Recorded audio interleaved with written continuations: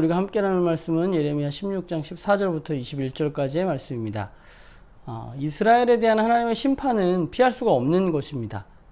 오늘 말씀을 보면 하나님은 어부를 통해서 물고기를 잡듯이 이스라엘 백성을 잡을 것이라고 말씀하고 있고, 사냥꾼이 사냥하듯이 이스라엘 민족을 잡아내실 것이라고 말하고 있습니다. 하나님은 이스라엘 민족들을 완전하게 심판하실 것입니다. 왜냐하면 하나님은 악을 그냥 내버려 두는 분이 아니기 때문입니다.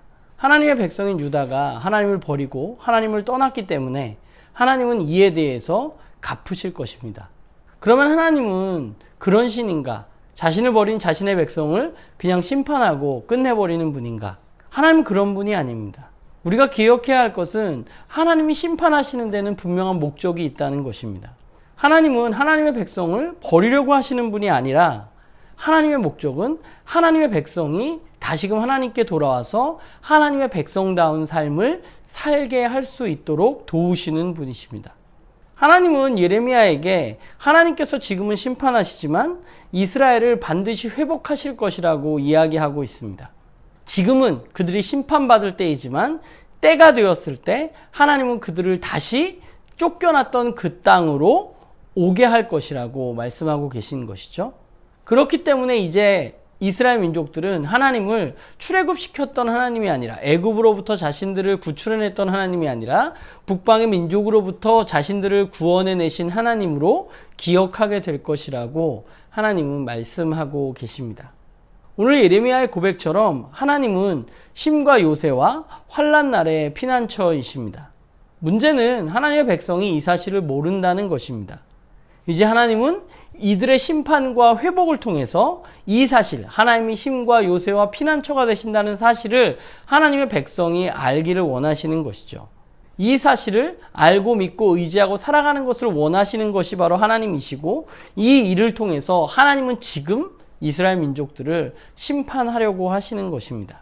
하나님이 하나님의 백성에게 원하는 것은 무엇일까 생각해 보자면, 하나님의 하나님 되심을 알고 인정하고 믿음으로 살아가는 것입니다. 하나님이 자신들의 삶에 유일한 힘과 요새와 피난처가 되신다는 사실, 하나님이 오직 구원의 길이라는 사실을 인정하면서 살아가는 것입니다. 지금까지 이스라엘은 하나님이 허락하신 땅에서 마치 하나님이 없는 것과 같은 삶을 살았습니다. 다른 신들을 의지하고 이방 사람들의 풍습을 따르며 살아왔습니다.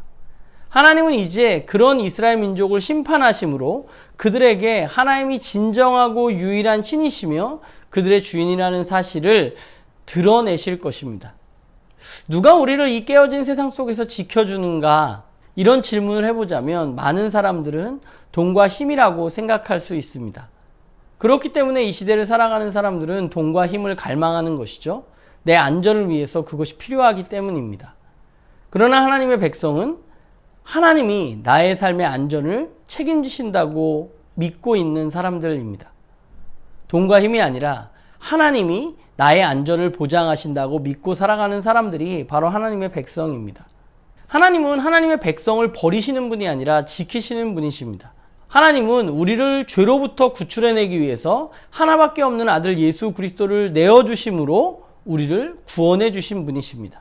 이제 우리는 그 하나님을 출애굽의 하나님이 아니라, 또는 북방 민족으로부터 구원하신 하나님이 아니라 우리를 죄로부터 구원해 주신 하나님이심을 고백하며 기억하고 살아가는 사람들입니다. 하나님을 어떻게 바라보고 믿느냐 하는 것은 굉장히 중요한 것 같아요. 하나님을 그저 내가 원하는 것을 이루기 위해서 필요한 분으로 받아들일 것이 아니라, 하나님이 나를 죄로부터 구원하여 주신 나의 진정한 힘과 요새요 피난처라는 사실을 우리가 받아들이고, 그분이 우리의 삶의 주인 되시고 하나님의 하나님 되심을 인정하는 삶, 그것이 바로 오늘 저와 여러분이 걸어가야 할 길이라는 생각을 하게 됩니다. 바라기는 우리 모두가 하나님을 주인 삼고 하나님이 우리의 삶의 유일한 힘과 요새와 피난처가 되신다는 사실을 기억하며 한 걸음 한 걸음 걸어가는 우리 모두가 되기를 소망합니다.